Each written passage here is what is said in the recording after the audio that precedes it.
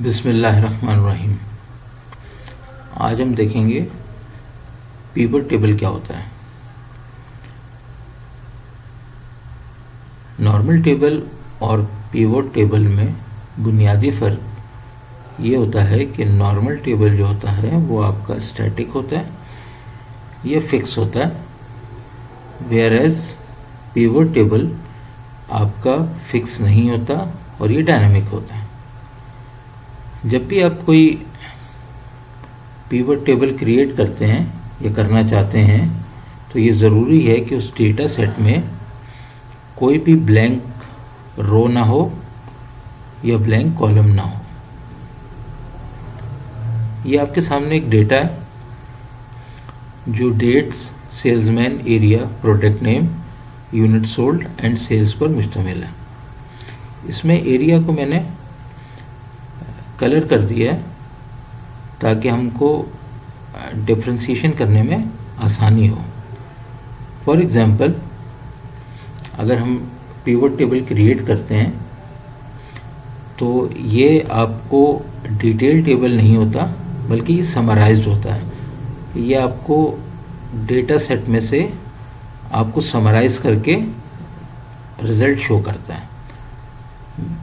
मैं अगर एक पिवट टेबल क्रिएट करना चाहूँ तो मैं सबसे पहले मैं डेटा सेट में अपने कर्सर को किसी भी जगह पे प्लेस करूँगा और देन इंसर्ट टैब में जाऊँगा और यहाँ पे आपको ऑप्शन मिलेगी पिवट टेबल की। जब मैं इसको क्लिक करूँगा तो आपके सामने एक डायलॉग बॉक्स ओपन होगा। इस डायलॉग बॉक्स में आपसे वो दो सवाल कर रहा है। नंबर एक कि डेटा या टेबल की रेंज क्या है, तो ये ऑटोमेटिकली इसको सेंस करता है। जब आपने डेटा सेट में कहीं भी क्लिक किया होता है तो ये उस डेटा सेट को सेंस करके उसको सेलेक्ट कर लेता है। दूसरा सवाल कि ये जो पिवट टेबल आप बनाना चाहते हैं ये नई वर्कबुक में बनाना चाहते हैं या एग्जिस्टिंग उसी वर्कशीट में बनाना चाहते हैं। तो मैं इसी में बनाना चाहता हूँ तो मैं इसको चेक कर दूंगा। अब वो मुझसे लोकेशन पूछ रहा है, किस लोकेशन पे आप बनाना चाहते हैं। तो लेट सपोज मैं इसको ये जगह दे देता हूँ और ओके करता हूँ। जब मैंने ओके किया तो इसने एक और डायलॉग बॉक्स ओपन कर दिया। तो अगर आप इस डायलॉग बॉक्स को देखें तो पिवट टेबल फील्ड्स का एक डायलॉग बॉक्स है जिसमें आपको ये फील्ड्स नज़र आ रही हैं। ये फील्ड्स जो हैं dates, salesman, area, product name, unit sold and sales, ये एक्चुअली क्या है आपकी कॉलम हेडिंग्स हैं। ये आपका ये हेडर है, ठीक है। वही सारी जो आपने कॉलम्स की हेडिंग दी थी वही आपकी फील्ड्स यहाँ पे शो कर देगा ये ना। दूसरी चीज़ इसमें ये ड्रैग एरिया है, ये भी 4 हिस्सों पर मुश्तमिल है। इसमें पहला क्या है, फिल्टर है, then columns, rows and values. इसमें जो वैल्यूज़ वाला ड्रैग पोर्शन है इसमें ज़रूरी है कि आप वही चीज़ ड्रैग करें जो कैलकुलेशन वाली हैं, जो नंबर्स हैं, ठीक है ना। तो ये आपको इन जितनी भी कैलकुलेशन होगी वो सारी आप यहाँ पे वैल्यूज़ वाले ड्रैग एरिया में ड्रॉप करेंगे। नाउ आप चंद सेकंड्स में एक कस्टमाइज्ड टेबल क्रिएट कर सकते हैं। मिसाल के तौर पे अगर मैं आपसे कहूँ कि जी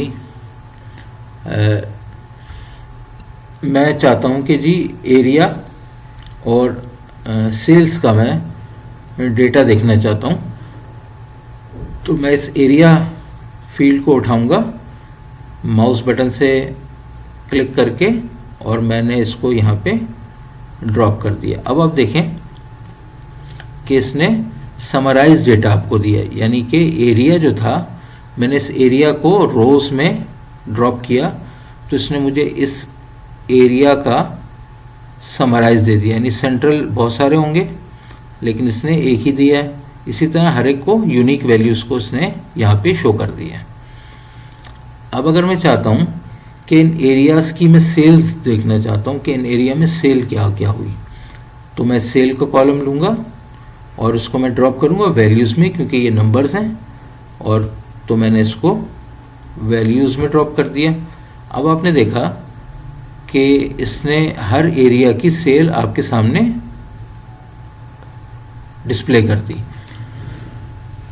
अब सेंट्रल की सेल ये बता रहा है 14-15, तो सेंट्रल जो है अगर आप इनको अलग अलग कैलकुलेट करें तो मुश्किल काम है। अगर आप इसको डिटेल में देखना चाहते हैं सेंट्रल को, तो आप इसको डबल क्लिक करें। ये मैंने इसको डबल क्लिक किया तो आपने देखा कि इसने शीट 2 ओपन कर दी, एक शीट और ओपन कर दी जिसमें इसने सिर्फ सेंट्रल का डेटा आपको डिटेल में दे दिया। यानी कि सेंट्रल में ये सेल्समैन थे, ये डेट्स थी, ये प्रोडक्ट नेम थी, इतने यूनिट सोल्ड हुए और ये सेल हुई।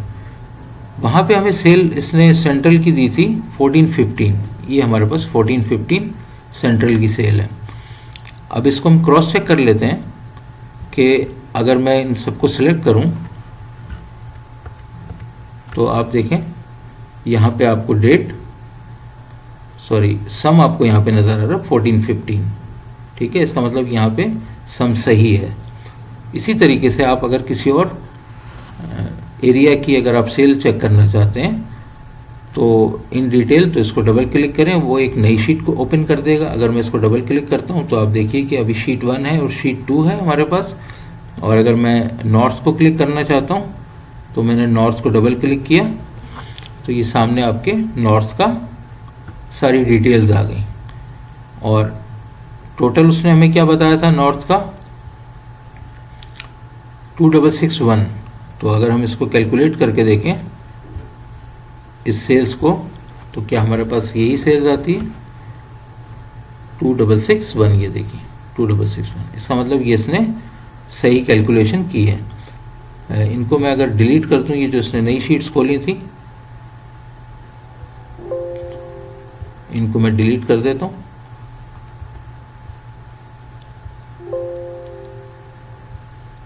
ओके, अगर आप इनको ख़त्म करना चाहते हैं तो आप इनको वापस पिवट टेबल फील्ड में डाल दें, या अगर आप इसको कॉलम वाइज देखना चाहते हैं तो इस एरिया को आप उठाएं यहाँ से और इसको कॉलम में डाल दें, तो ये आपको कॉलम वाइज डिस्प्ले कर देगा, ठीक है।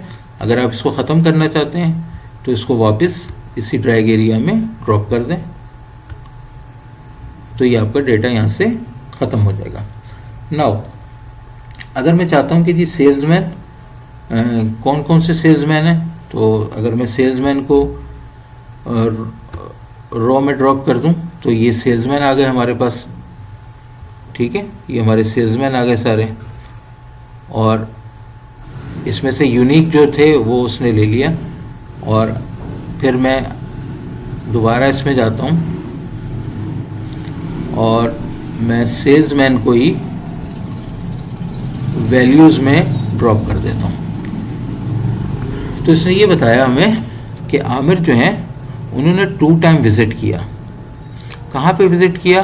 अगर मैं इसको डबल क्लिक करूँ तो एक नई शीट खुलेगी और आमिर का पता चल जाएगा कि उसने 2 टाइम्स विज़िट किया। वैसे अगर इस टेबल में आप देखें तो आमिर को रेड कलर से डिनोट किया है, ये आपके सामने आमिर 2 दफ़ा है। लेकिन अगर आप इसकी डिटेल देखना चाहते हैं आमिर की तो इसको डबल क्लिक करें तो आपको पता चलेगा कि आमिर ने इन डेट्स में विज़िट किया। दोनों जगह नॉर्थ थी, ये प्रोडक्ट थी, ये यूनिट सोल्ड थे और ये सेल्स थी आमिर की, ठीक है।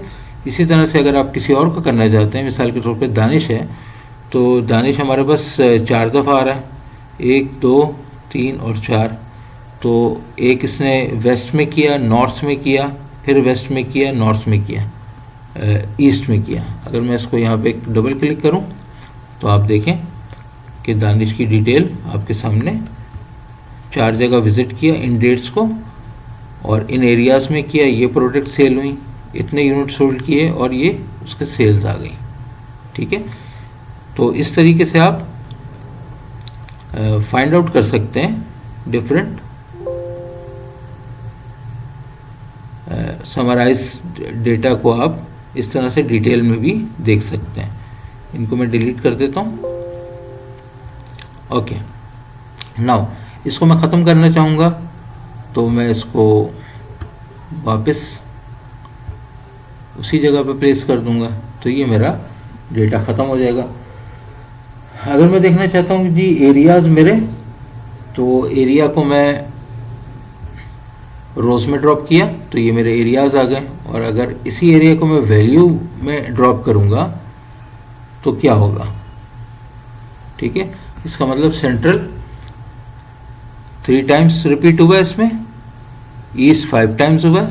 अगर आप चेक करना चाहें सेंट्रल 3 टाइम्स, सेंट्रल को मैंने ब्लू कलर से किया 1 2 एंड 3 टाइम्स। ईस्ट 5 टाइम्स है तो ईस्ट को ग्रीन कलर से किया 1 2 3 4 एंड 5, ठीक है। लेकिन फर्दर डिटेल अगर आप ईस्ट की देखना चाहते हैं तो आप इसको यहाँ पे आपको कह रहे हैं वैल्यू 5 है, ठीक है, और रो ईस्ट है। जब मैंने इसको डबल क्लिक किया एक नई शीट खोल दी इसने और उसमें उसने ईस्ट का सारा डेटा बता दिया कि ईस्ट में किन किन सेल्समैन ने विज़िट किया, इन डेट्स को किया, ये प्रोडक्ट नेम थे, ये यूनिट सोल्ड हुए और ये उनकी सेल्स हैं, ठीक है ना। तो इस तरीके से हम अगर हम एरिया को भी सॉर्ट आउट करना चाहें तो आराम से कर सकते हैं। मिसाल के तौर पे मैं इसको अब ख़त्म करना चाहूँ तो मैं इसको वापस दोबारा कर दूंगा, ये ख़त्म हो जाएंगे। मिसाल के तौर पे अगर मैं चाहूँ कि जी सेल्समैन है और किस सेल्समैन ने कितने यूनिट सोल्ड किए, तो सेल्समैन को मैं रोज़ में रख दूँ और यूनिट्स को मैं वैल्यूज़ में डाल दूँ, तो हर एक सेल्समैन के ये यूनिट आ गए। आमिर ने इतने यूनिट सेल किए, बिलाल ने इतने यूनिट सेल किए। अगर आप देखना चाहें आमिर ने 43 किए हैं, तो अगर यहाँ से देखें 23 एंड 20 तो 43 होते हैं, ठीक है। लेकिन अगर आप डिटेल देखना चाहें तो इस तरह से आप देख लें, ये उसकी सेल थी और ये यूनिट उसके सोल्ड कितने हुए 43 थे, ठीक है। ये 43 आपने देखा सम कर दिया उसने। तो इस तरीके से आप कोई प्रोडक्ट्स को देखना चाहें कि वो कितनी सेल हुई है, किस सेल्समैन ने कितनी सेल की है, तो इस तरीके से आप अपने डेटा को थ्रू पिवट टेबल चंद सेकंड्स में क्रिएट कर सकते हैं, चाहे वो कितना ही बड़ा टेबल हो। और अपनी मर्ज़ी से आप जो चाहे देखना चाहें वो आप आराम से इसमें देख सकते हैं, ठीक है ना। तो मिसाल के तौर पे सेल्समैन था और कौन सा एरिया था, अगर मैं इस एरिया को इस रोज़ में डाल दूं तो आपको ये इस तरीके से भी दे सकता है कि आमिर ने नॉर्थ में किया, बिलाल ने इस एरिया में किया। हर सेल्समैन का अलग अलग डेटा आपको ये दे देगा। सेल्समैन पहले आ जाएगा, अगर आप एरिया पहले करना चाहते हो तो इसको उठा के इसके ऊपर करो तो ये एरिया वाइज आपको दिखा देगा, ठीक है। तो इस तरीके से हम अपने डेटा को बेहतर तरीके से प्रेजेंट कर सकते हैं। अगर मैं इसको ख़त्म करना चाहूँ तो इसको ख़त्म कर देते हैं। तो नेक्स्ट लेक्चर में इंशाल्लाह एक बड़े डेटा सेट के साथ इसी पिवट टेबल पे बात करेंगे। I hope you understand. That's all.